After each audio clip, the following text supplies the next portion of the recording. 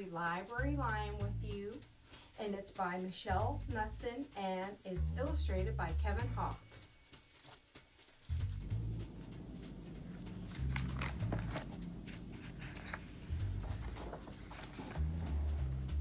One day a lion came to the library. He walked right past the circulation desk and up into the stacks. Mr. McBee ran down the hall to the head librarian's office. "Miss Merriweather," he called. "No running," said Miss Merriweather without looking up. "But there's a lion," said Mr. McBee, "in the library." "Is he breaking any rules?" asked Miss Merriweather. She was very particular about rule breaking. "Well, no," said Mr. McBee, "not really." "Then leave him be."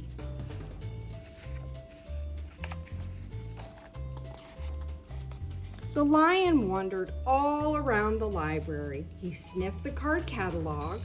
He rubbed his head against the new book collection. Then he paddled over to the story corner and went to sleep. No one was sure what to do. There weren't any rules about lions in the library.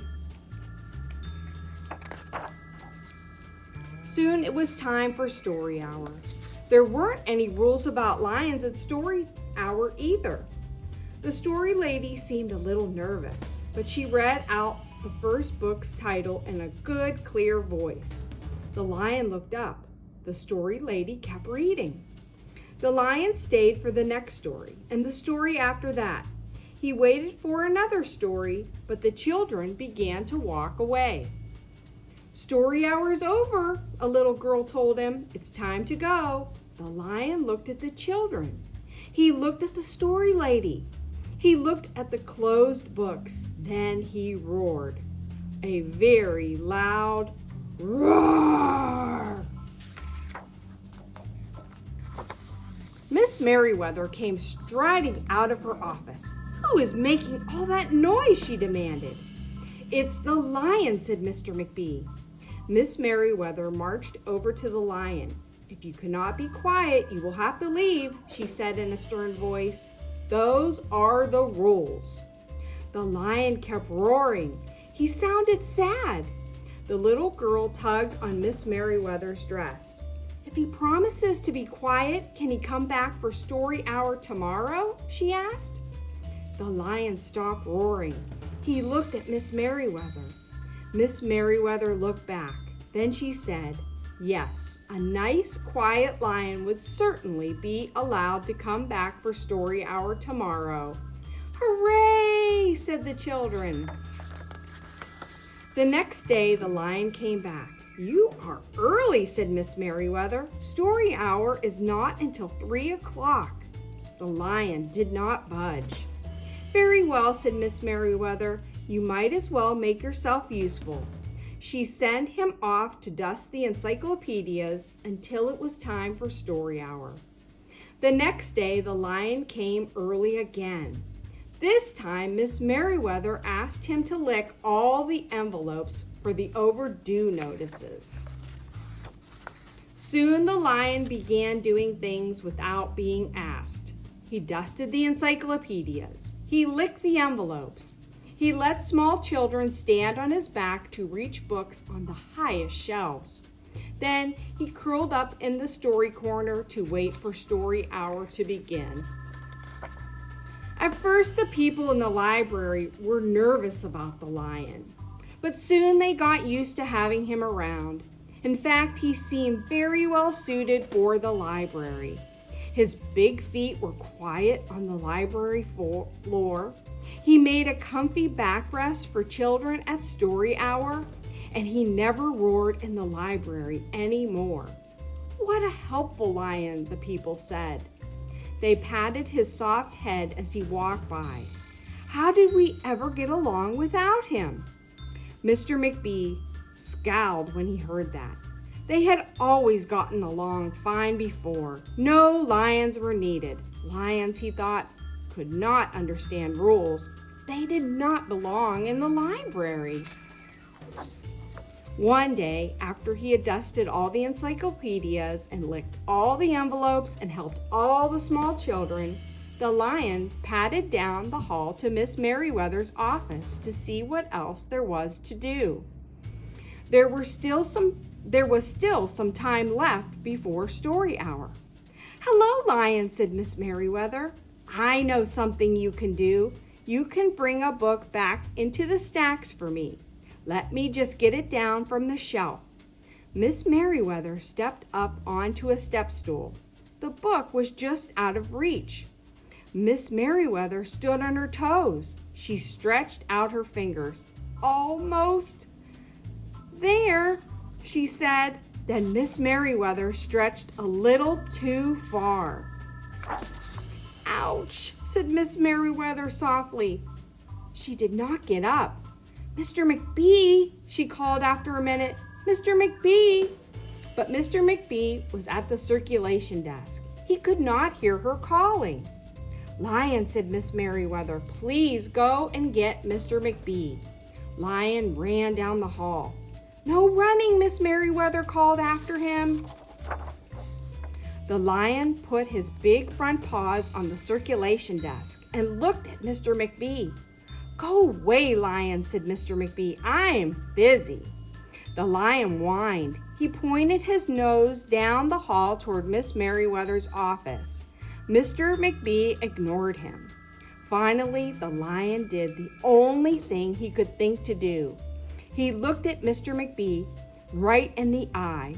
Then he opened his mouth very wide and he roared the loudest roar he had ever roared in his life. Roar!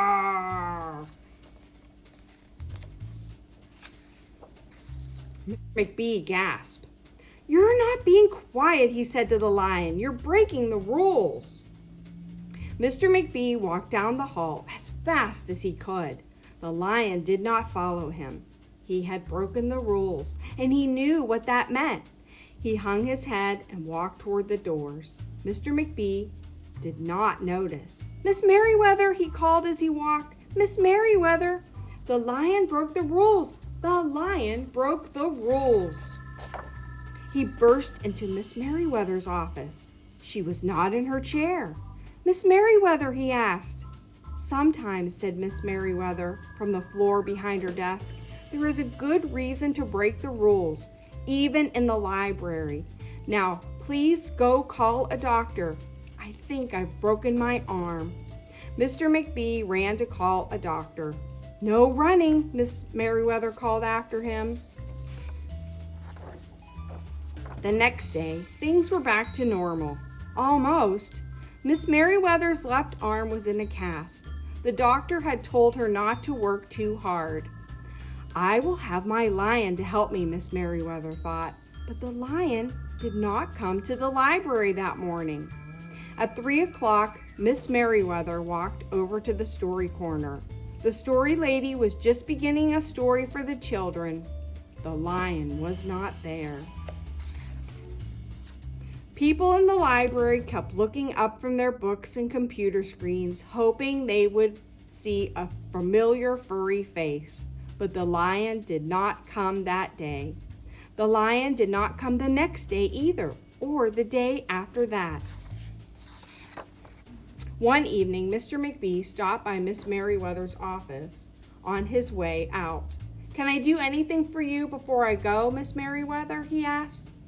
"No, thank you," said Miss Merriweather. She was looking out the window. Her voice was very quiet, even for the library. Mr. McBee frowned as he walked away. He thought there probably was something he could do for Miss Merriweather after all. Mr. McBee left the library, but he did not go home. He walked around the neighborhood. He looked under cars. He looked behind bushes. He looked in backyards and trash cans and tree houses. And finally, he circled all the way back to the library. The lion was sitting outside looking through the glass doors. "Hello, Lion," said Mr. McBee. The lion did not turn around. "I thought you might like to know," said Mr. McBee, "that there's a new rule at the library. No roaring allowed unless you have a very good reason. Say, if you're trying to help a friend who's been hurt, for example. The lion's ears twitched. He turned around, but Mr. McBee was already walking away.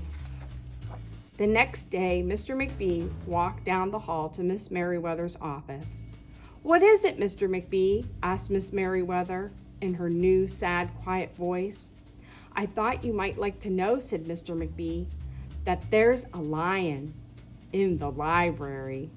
Miss Merriweather jumped up from her chair and ran down the hall. Mr. McBee smiled. "No running," he called after her. Miss Merriweather didn't listen. Sometimes there was a good reason to break the rules, even in the library. The end.